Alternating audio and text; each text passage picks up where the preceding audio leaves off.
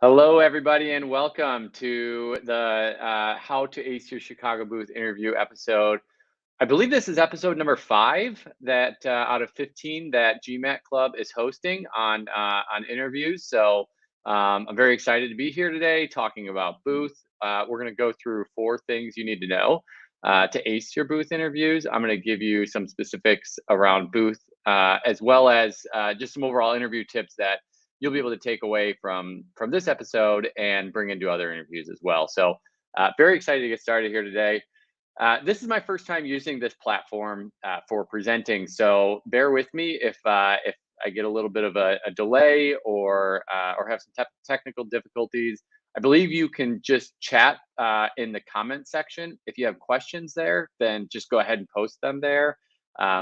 And also, if you don't see what you think you should be seeing, that is exactly where you should post a comment. So with that, let's see. The sharing feature was pretty straightforward when I was trying it out earlier. Let's see if that remains the same here today. Let's see.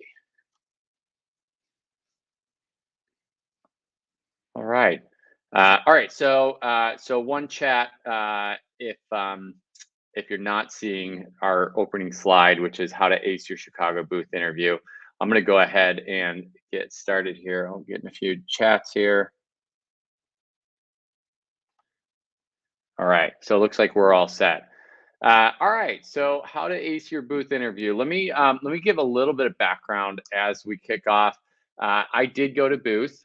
Before that, I went to University of Michigan during my undergrad. I worked in technology for over a decade and really focused on Fortune 500 companies and the big term around digital transformation. That's where I spent a lot of time. I now help people with telling their stories and coaching them on how to get into top MBA programs. So let's see. I'm sorry, I'm getting a couple of chats here. Okay, these are questions. One question is if the GMAT Club site is down right now. I won't be able to answer that question, but I think as it relates to booth, I'll be able to answer those questions. Let me just proceed here. So that was a little bit of background about me. I want to introduce Stratus very briefly. At Stratus Admission Counseling, we've coached thousands of applicants over the past 15 plus years as they've applied to MBA programs. I'll use the term we a lot because we truly believe that a team-based approach is important as it simulates the rigor of an actual admission committee while crafting applications. Our team is comprised of people that have either earned their MBA from a top program. Each of my colleagues has earned their MBA from a top program, as well as former admission committee members. So we know the admission process very well. One of the things that makes us unique is that our team is comprised of full-time admission counselors, and we're absolutely dedicated to our clients in that regard. The other thing that sets us apart is our team-based approach, actually, in which we bake in multiple touch points to solicit different viewpoints throughout the process, whether it's strategy review or school-specific reviews. Bringing in these multiple lenses strengthens our clients' applications, and most clients' application materials touch 6 to 8 different team members before being submitted. We're very proud that last year alone, we helped our clients earn over $8 million in scholarships. Even more than that, and actually more than that, our clients continue to provide us very high feedback regarding how our personalized approach helps them get into their target programs. And really, we really look out for the success of our clients. All right, so let's switch over to the interview. So today we're going to go through a few things. As I said, we're going to talk about the 4 key areas to excel in an MBA interview, as well as booth specifics. Before we get into that, though, I want to give you a little bit of a foundation as far as before you even go into an interview. What are the sort of things that you need to be thinking about? And then I'll give you a little bit of direction coming out of here if you wanted to understand a little bit further about how Stratus might be able to help you as well. All right, I'm going to take a quick look up for air and see if there's any questions or issues with the audio or video.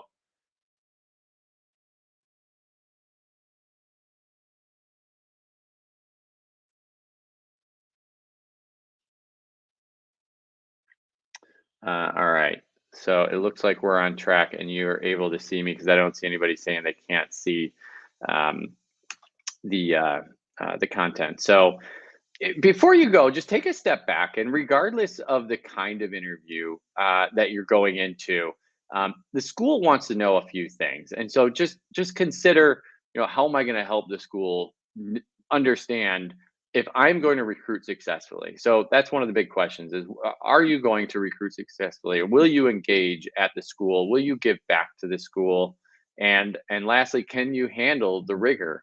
And if you can answer these from a testing and application standpoint, as well as through the interview, then you're gonna do really well here. But if they have questions about this, then the interview is also a chance to state your case. So keep in mind, the school here is looking for reasons to like you. They have limited resources, a lot of people applying, and you've made it to an interview. So if Booth has invited you to interview, they're ready to make an investment in you, in that they want to spend more time with you. They want to put their resources to further evaluate your candidacy. So to speak, you've already kind of passed the first initial stage. So with their limited resources, they are interested to learn more. So this is where you step in and help them. Um, no matter what questions a school asks you, at the end of the day, they want to know that you can get a job out of the program and that you'll be an asset to the community both during and after the program. So do your homework prior to the interview so you know what to expect. At Booth, specifically, you may be interviewing with an admission staff member, an alumni, or a second year student.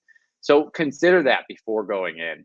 And for all your interviews, you should know: is it fully blind? In which case, the interviewer might not have any information about you. Most of the time, it's blind in the regards that that they'll have your resume, but they won't have all your essays, and they won't have your full application. Or some schools are customized. At Booth, if it's going to be a second year student, or if it's going to be an alumni, they're going to have your resume. If it's a admission committee member, they may have access to your full application. So just keep that in mind, as far as what kind of stories you're prepping, but as well as what kind of questions you're prepping.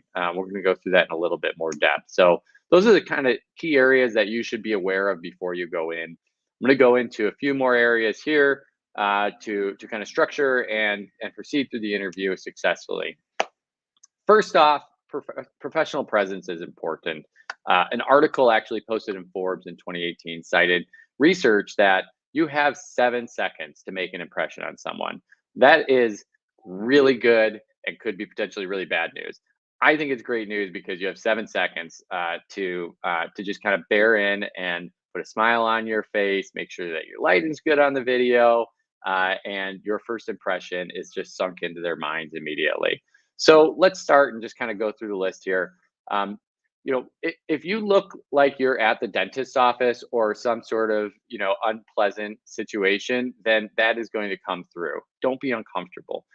And also, if you smile and at the very start, and maintain that excitement throughout your interview, you're going to put your interviewer at ease.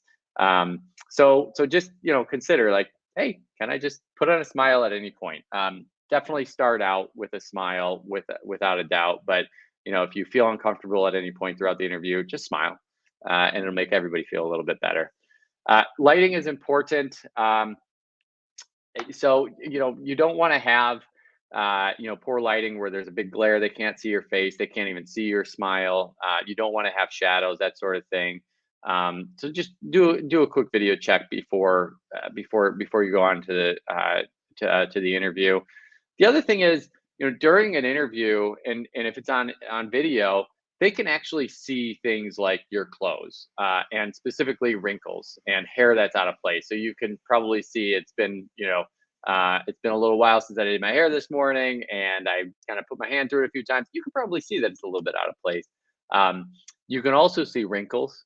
So if you put on your professional clothes and you've got your button-down shirt on and it's not ironed, they're going to be able to see that. So that video is actually very strong, or it can be very strong. Use it to your advantage. When you're talking, don't read your answers from a different monitor. in fact, on that, even if you have a couple of monitors up and you want to reference over one way or another, just to see a couple things on the other monitor, that's fine. But try to maintain eye contact and avoid using the ums and uhs.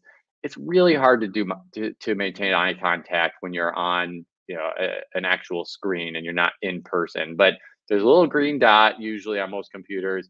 Just try to look into the camera, and that will actually come through as more genuine in your presentation. Um, so the last thing I want to make a note is just have a glass of water. The power of having a glass of water is going to do a few things for you. If you get dry mouth, then obviously it's going to be helpful there.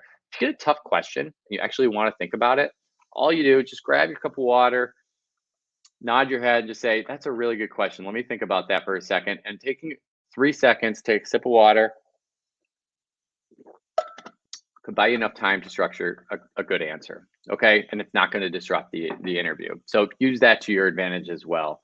All right. Let's keep moving. So moving into the second area, the first question, or one of the first questions they're going to ask as you settle in, is, tell me about yourself. Oh, just heard something come in here. Let me see if there was a question. Okay, looks like no. We'll keep moving. So the question, tell me about yourself. Walk me through your resume. What can you tell me about yourself? That sort of thing. Those are pretty common questions to open up an interview and introduce yourself. I encourage you to just resist the urge to just go through and dump your resume. They can read your resume. Most of the time, 99% of the time, they will have read your resume. So you want to focus on what's additive here. And so one thing you can do is just focus on the transitions. Why did you make a transition? Why was your first job out of college consulting? Why was it finance? Why was it tech? Why was it the family business? Whatever the case was, why did you make that decision? What did you learn? What did you gain and contribute in these roles? Again, don't read your resume. Don't focus on the bullets in your resume, but try to pull something out that is a little bit different from the bullets that they can read. Why did you move into your second job? If you got a promotion, say, hey, this was a huge promotion. This was really exciting for me. It was, gave me a lot of confidence going into my next role, etc. If you could share something personal, that's also very helpful. Remember, this person doesn't know you, so don't go too personal to the point that at the beginning they're a little scared off. But sharing a favorite hobby, sport, passion of yours, that's really helpful. It might resonate. They might bring it up a little later in the interview, but you want to talk about things that you like. So not just the professional side, but something that's a little bit personal is just fine in here as well. And don't forget, there's a key takeaway here, and that is, what is the person going to remember about you? Right. So think about this ahead of time, and consider, how are they going to feel about you after you give your 2 to 3 minute introduction. On that note, keep it to 2 to 3 minutes. Don't ramble on for 5 minutes. Don't ramble for 10 minutes. Look for cues from your interviewer. Again, you want to keep their face in front of you so you can read their reactions. But look for cues. Are they getting bored? Are they starting to read your resume? If they are reading your resume, how can you regain their attention? Or can you just wrap it up and move on? Also, the last thing on this is, don't try to answer all the questions. Why an MBA? Why now? Why this school? Yes, those are important questions. You're going to answer those throughout the application or the interview, but give yourself time. Take it one thing at a time. And again, if they're asking you, just tell me about yourself or walk me through your resume, keep it there, and then look up and take a breath for air. Okay, the third thing I wanted to talk about as far as areas to excel is that there are 3 questions you must nail. Everybody's a little bit different, so you need to craft your story specifically, but why you're getting an MBA, why is now the right time, and why is Booth the right program for you? So you've already identified and written about your goals, likely within your essays. You've thought about them, you crafted your strategy. Now is the time to verbalize this and do it with some conviction. So make logical connections from your past experiences to your aspirations, and why is Booth in the middle there? What's it going to do to help you get to those aspirations or meet those goals. What is it about the booth experience that is going to help get you there? So I don't think that I can go into depth at this point to explain for each of you individually what that looks like, but I'm just encouraging you, spend some time up front talking about this, practice saying those, because those are ones that you really ought to ace. Um, for other types of questions that are outside of those questions, I'm going to give you a little bit of structure here and just kind of help you think through a strategy for answering questions. Usually, behavioral questions are such as, "Tell me a time where you," "Can you give me an example of when you," and they ask for something specifically. So the format that I suggest using is, you've probably heard of either the CAR or the STAR. They're very similar in nature, but that format, the CAR stands for, the C is for the challenge, A is for action, and R is for the result. STAR is S is situation, T is task, A is action, and then R is result. So the action and result are the same, but the C stands for challenge, and the ST in the STAR acronym stands for situation and task. So start out with just a brief setup on what that C, S, or T is to give the interviewer what's the context of the situation, what's going on here, and then the meat of your answer should really be in the A, which is the action. And when I say action, your specific action. Try to avoid talking about things that are in general, or the team had to do this. Try to focus on what you specifically did, and then not just your specific tasks and actions, but what was the outcome? What were the results? That doesn't mean for every situation you have to, get a huge ROI or know exactly what the total cost of ownership, or whatever the result is quantifiably. But you should know what were the results, what happened here, and how that relates specifically to the actions you took. So take some time to think through. I like the CAR acronym because it's one less letter. What's the challenge? What's the action? And what's the result? And just structure your interview responses in that way. Um, Stay focused is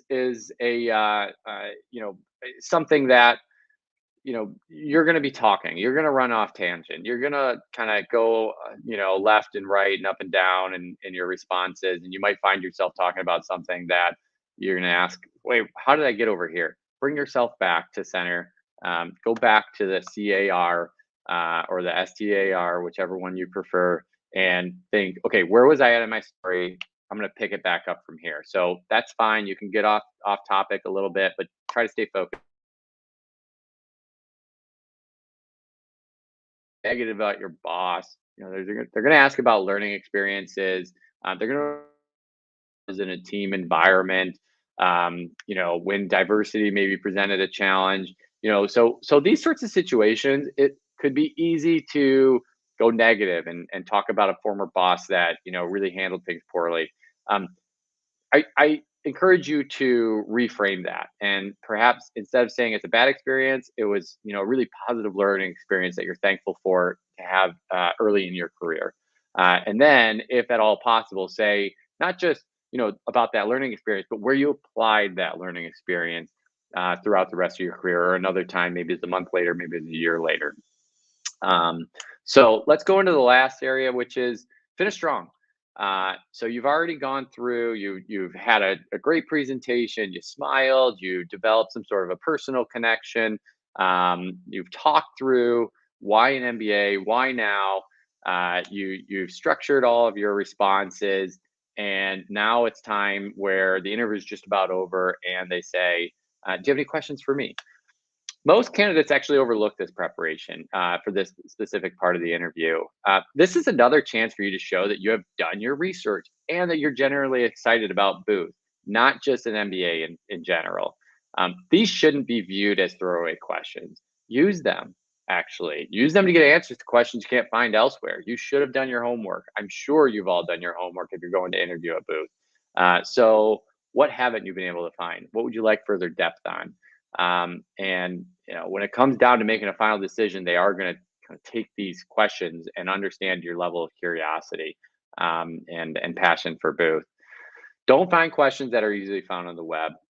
If you can find it on their website or pretty easily through some of their program documentation, frequently asked questions, don't ask that question.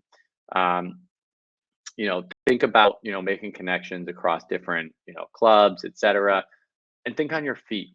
Customize your question. So I actually remember my interview, although it was several years ago. I can still remember the person that interviewed me.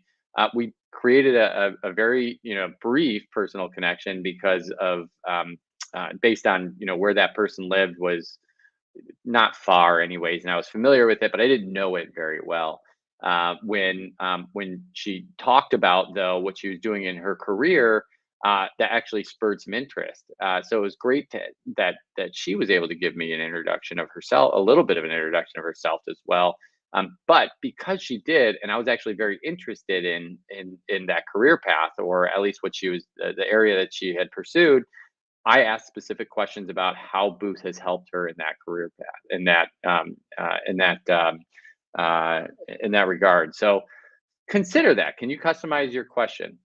Not just for within the thinking on your feet within the context of the personal relationship, but think about it as well.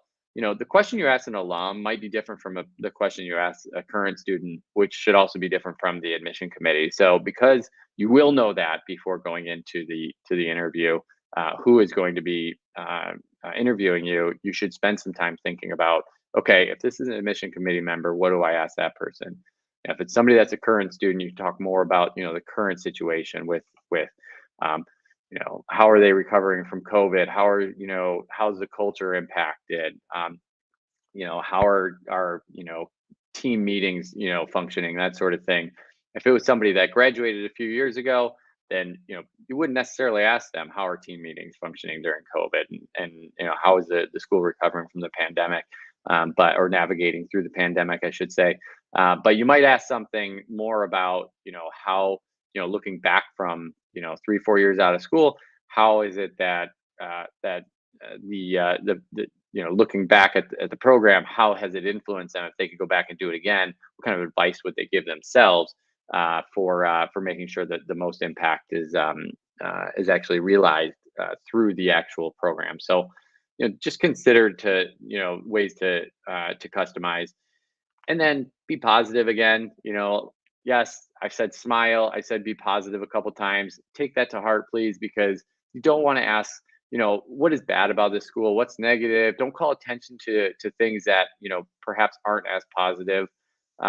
So this is going to be really helpful for just finishing strong on a very positive note. And then the last thing is send a thank you note. Take the time, craft a thoughtful thank you note.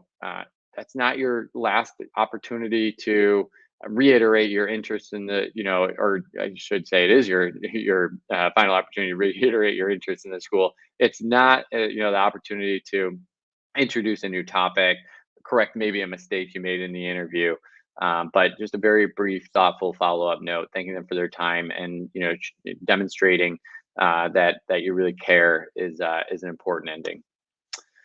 All right, so tailoring these specifically to Booth is kind of, I just want to spend a little bit of time, and I'm sure many of you have seen some of this content before, but in addition to the 4 key areas we just reviewed, when you tailor your prep for Booth, consider how your stories will land at Booth specifically. Booth highly values analytical thinkers who are intellectually curious, passionate about innovation, and aren't afraid to challenge the status quo. That's very encouraged. Opinions and facts which are substantiated by rigorous thought and data, are highly valued in the Booth environment, as is humility and a passion for overall academics. That's absolutely required. So let's break that down a little bit further. Curriculum or academics. Booth has a reputation, which they're very proud of, for being the most academically rigorous program. So consider how you'll show evidence that you're ready to be part of that sort of rigor. Have you demonstrated it in your path? Have you gone to, extra depths on your analysis, or, a comprehensive view of whatever the projects and programs you've been working on? And can you explain that, but also say how that has, is not only inherent for you, but also something that you're looking for very much in the curriculum that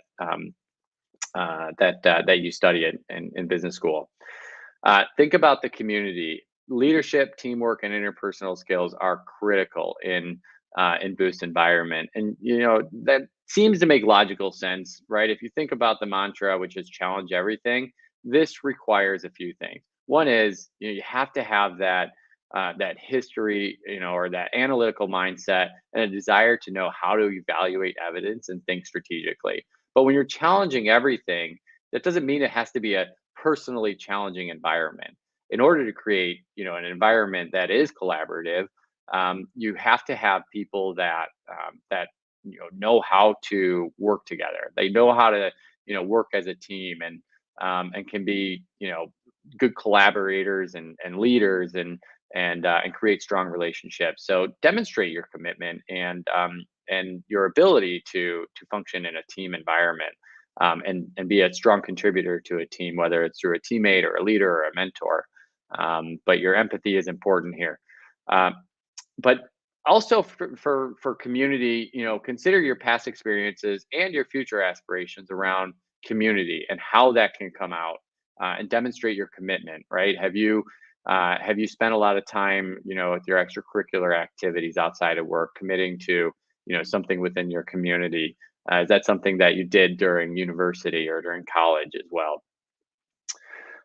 Lastly, consider your career. So, in addition to success in your career, it's important that you have a plan going to Booth so that you can achieve your goals. I'm confident you've all spent time focusing on and developing what that looks like. The reason it's so important at Booth is because Booth is highly flexible. So people that want to explore freely and may end up getting lost, they may end up getting lost or sidetracked. That's a kind of a red flag at Booth because it's a highly flexible program. You have to know, where do you want to go, how are you going to get there, what are the resources, and show that you're focused, and that you have a plan for leveraging Booth's vast resources to get where you want to go in your career, and that you won't get lost. Okay. So hopefully that's helpful in developing your overall career track, or talk track within the interview. I Booth has a mantra, or they've got these words anyways, in the Harper Center, which is, why are you here and not somewhere else? And that's something that, as long as you can answer that question, you're going to do just fine in the interview. But really consider that. Why are you interviewing for Booth? Right? It doesn't mean it has to be your number one school. It might be, but Booth offers a lot of interesting elements. Consider why you're there, and why you feel value from or where you feel value from the Booth community. Okay, I'm gonna kind of briefly go over this, because Stratus can do a lot of things. We don't offer a one size fits all for our products. We want to meet our clients and you where you are in your journey, and your different budgets. So, we have multiple ways of doing that.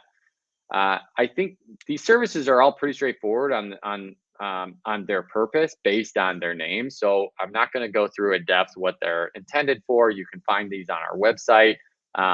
But I did want to highlight the interview prep service, because, as you're here listening to me talk about interview prep, we do have a specific package that's based around helping you through interview prep and mock interviews and feedback. So I'm happy to go into a little bit more depth. If you're interested, you can schedule a follow-up consultation call.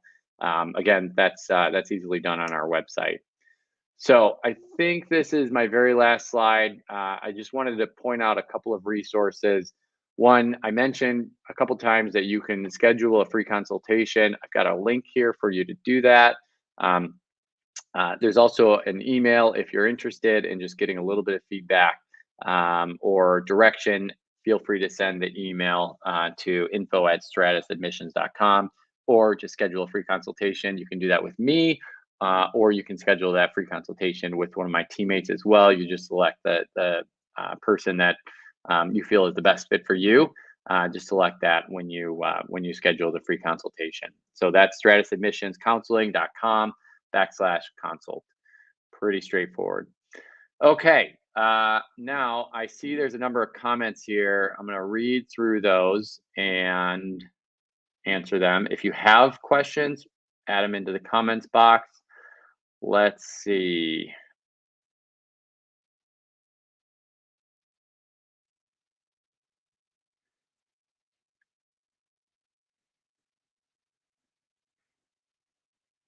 I got Ryan saying go blue. Thanks, Ryan. Go blue back at you. I got a lot of different chatter going on here. They're not all questions. Let's see.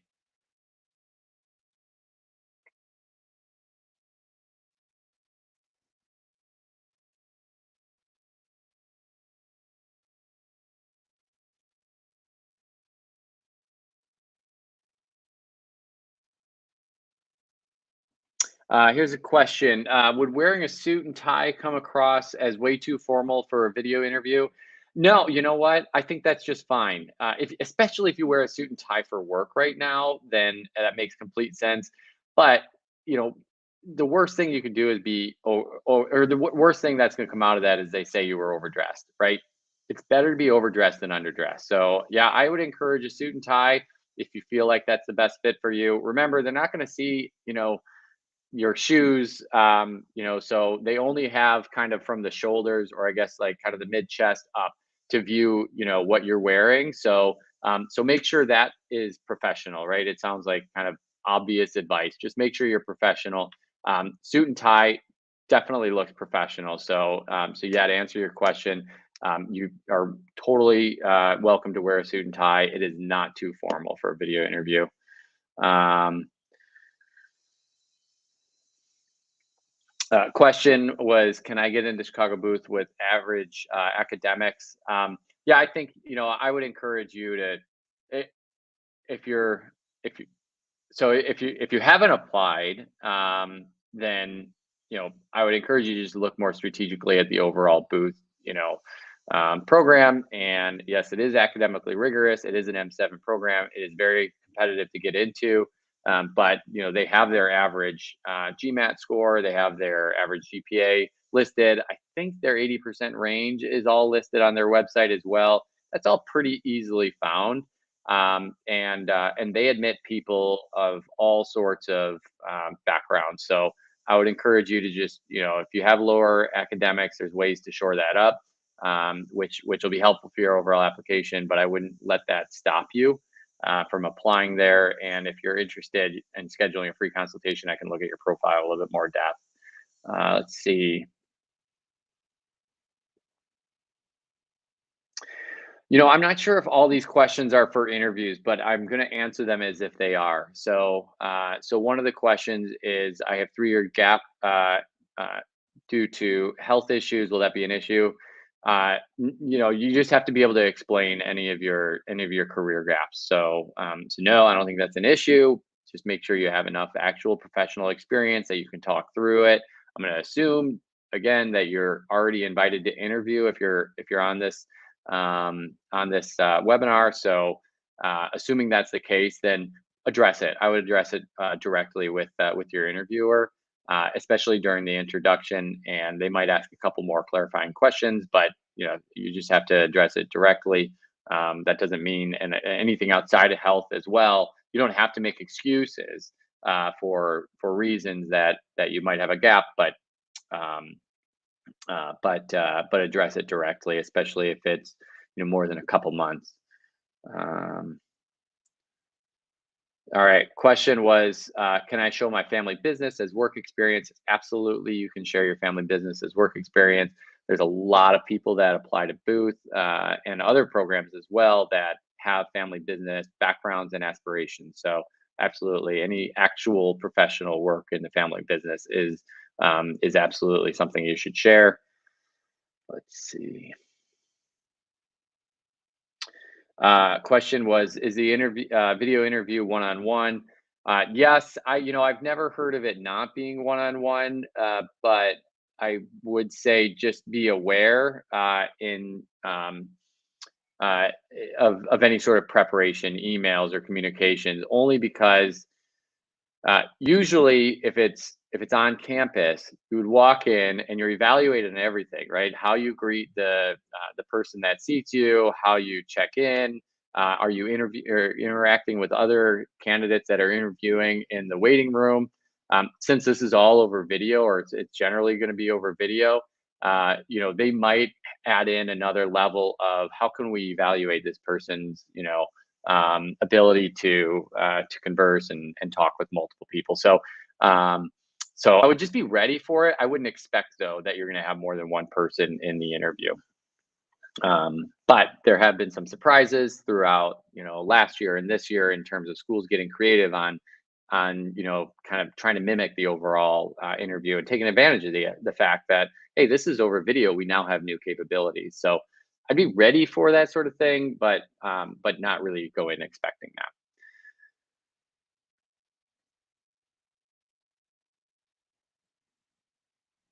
Okay, there was a question about age, being 23 years old. If again, I'm going to answer this as if you're interviewing. If they're already accepted you for an interview, then they're probably less looking at your age and more at your professional experience. So you've kind of already passed that hurdle. However, being 23 years of age, you probably have less professional experience. So I would lean a little bit more on explaining how your professional experience so far has created an environment or a situation for you where an MBA now is very important, as opposed to them saying something like, you don't want to get the feedback that it sounds like you should probably reapply in a couple of years after you get a little bit more professional experience, right? You want to explain why your existing professional experience is strong enough. You're going to be contributing to class. You're going to be taking a lot of content out of class and the program, and so right now is the perfect time for you to get your MBA. So I'd lean more into that question, answering why an MBA, why now.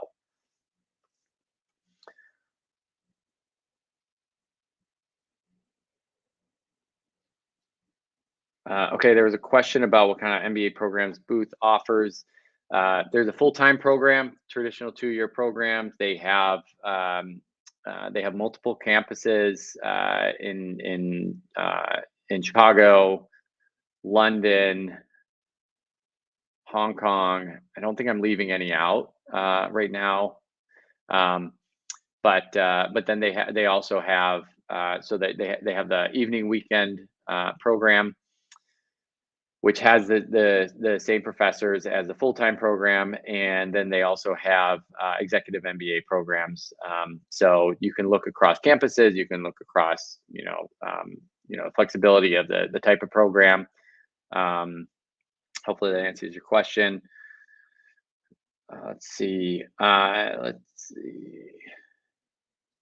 There's a question about admission funnel and the percentage of applicants that are invited to interview. I don't think that Booth releases the percentage of applicants that are invited to interview. I would just say if you get invited to interview, that's a very good sign. But basically, you're going to submit your application, and if they review your application and would like to learn more and potentially invite you to matriculate at Booth, then yes, that's absolutely a good sign that they give you an interview invite, and then after the interview, usually you get a decision as of yes, you're admitted, no, you're not admitted, or you might be waitlisted. If you're waitlisted, then you can still continue to show yourself as a compelling candidate by continuing to follow up and saying, here's an update since my application. Maybe you got a promotion. Maybe you pursued additional coursework, took on a challenging project. Reinforce that you're very interested in Booth and your passion for the program. So those are some things that you might be able to do if you're on the wait list.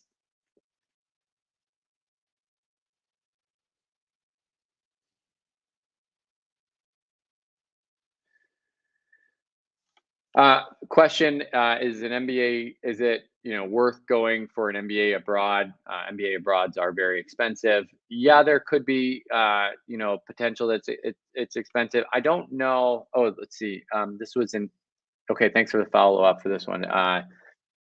as an Indian applicant, I don't know. I can't tell you confidently for your specific situation that it's worth, the additional expense, because I don't know your career path, where you want to go and your aspirations. I would tell you to consider international MBAs alongside, a domestic MBA, if your career, would benefit from it. And then we actually on our website have, um, a blog.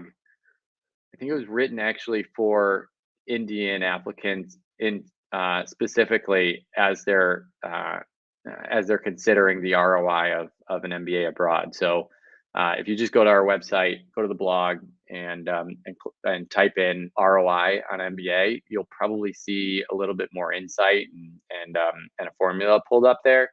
Um, but you're going to have to make that decision for your own specific situation. So I'm sorry, I can't give you a yes, it absolutely is worth it.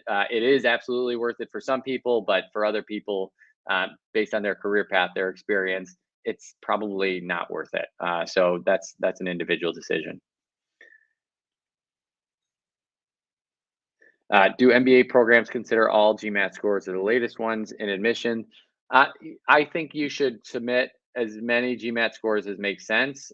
Um, if you just submit the most recent one, they are kind of limited on their ability to evaluate it. And I say that because not all GMAT scores are the same. If say you got a 720 on your last one, or actually there's two people. One got a 720 and they just took it once, and one got a 720, but they took it 4 times. And they went from a 680 to a 690 to a 710, and then they got a 720. That second candidate showed that they're persistent. They show that they're self-aware, and they show that they can learn and improve. That other applicant just took it one time and got a 720. They might look at that person and say, "Hey, don't they know that 720 is below Booth's GMAT average? I wonder why they didn't go back and retake the exam." So, consider that in the scores that you're submitting, if especially if you're below average or right on average. But you do want to show some persistence. You do want to show some, some learning and improvement if you've taken it multiple times.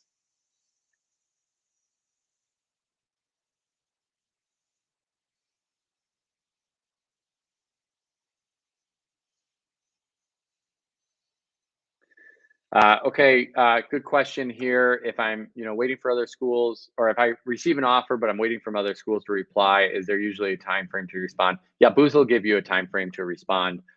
There are some early decisions, for instance, with Columbia and Fuqua, where they make their, Fuqua calls it early action, but when they make their decision, and actually when you submit your application, you say that it's your number one program, and then when you get accepted, then it is binding, and you are expected to submit your deposit right away. Let's see.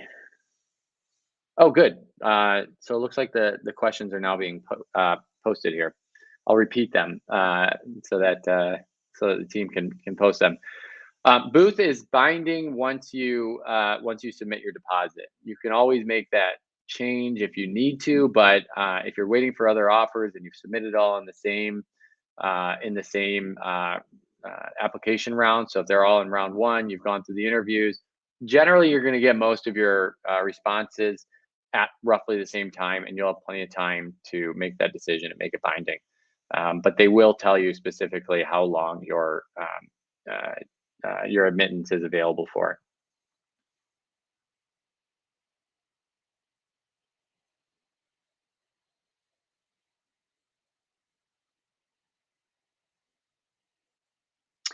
When will the interview invitation be sent? Will it be sent right after I submit the application or after the application deadline? It's sent after the application deadline. Some programs have rolling admissions. Booth does not have rolling admissions. So they will review your application, but they're going to send out all invites roughly at the same time.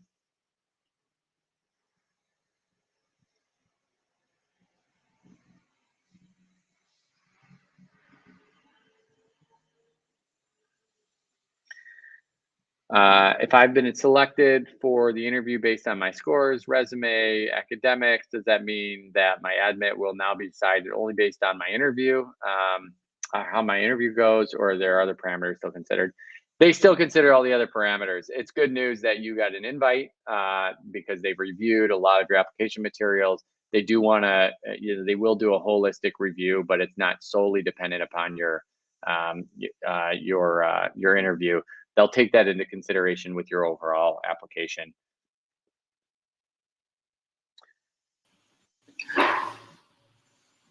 Okay. Mike, I Yes. think you missed one question.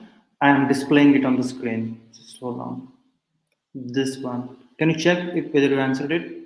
I don't think you did. Okay, I've been selected to interview, but have been matched with my recommender. I have informed them about the oversight, but have had no response. All right, so the person that, I just want to make sure I understand this correctly. So the person that recommended you is actually connected as your interviewer. So that's interesting. I've never seen that before, but you're doing the right thing. You informed them about the oversight. So what you could do as well is, I'm going to make an assumption here that your interviewer or the recommender went to booth as well. And since you know that person, you can let them know the situation and just say, I've reach out to them, but you might want to also reach out to them so that they get another touch point. So yeah, please do that. And if that is the case, if it's not the case, and you've been selected to interview, you actually have your interviewer as your recommender. It's hard to say proceed with the interview, but so I would just continue reaching out to the admission committee. They're managing a lot right now, so be very patient because there's just a lot of questions and coordination. As I said, it takes a lot of resources to coordinate these interviews. So I would just encourage you to just be patient. They'll get it sorted out. You likely will not interview with the same person that recommended you, though.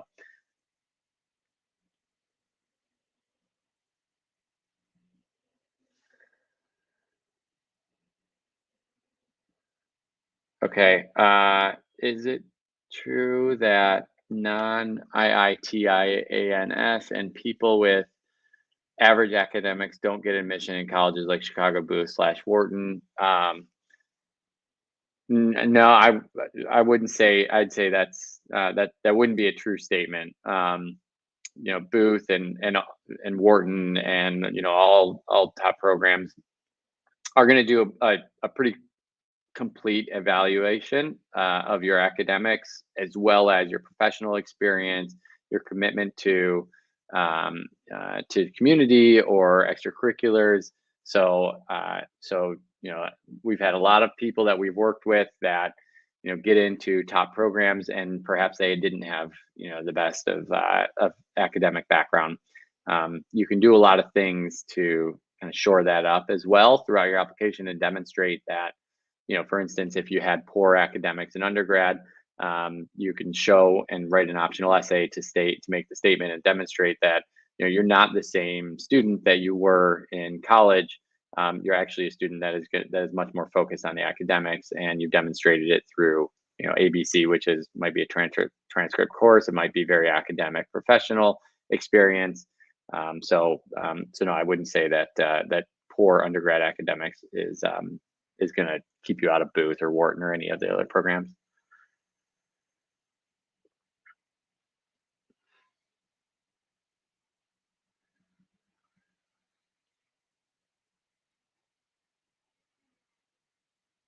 Okay, I think I've got all these questions answered. If I haven't answered your question, maybe it's just kind of got lost as I was answering them. You can repost it, and I'll do my best to answer it.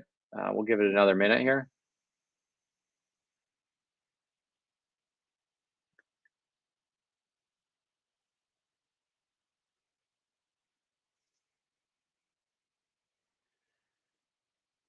Okay, good question. How do you recommend tackling blackouts? I assume you mean like electricity. And if you're expecting that, then and there's a lot of people that that live in an area where there might be frequent internet outages, or say there's construction in your area.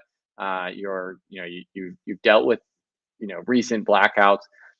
I would suggest, while you're coordinating the interview and scheduling the time, just give your interviewer a heads up. Just say, hey, I'm very excited to meet you, and do the interview and learn more about Booth. But I just want to let you know in advance. I've had recent blackouts, or if it's rainy season, and that results in a lot of internet outages. Just say that. Just say, hey, occasionally recently we've had a lot of internet outages, or electricity outages. I hope that doesn't happen during our interview, but if it does, it usually lasts 15 minutes or whatever the case is. I can reschedule or join, at the end, but maybe you'll still have mobile cell usage. And if that's the case, then you can email and re-coordinate for a second interview. So that would be my suggestion. Just give them a heads up in advance. It's a lot harder to react to it on the spot. So just get ahead of it.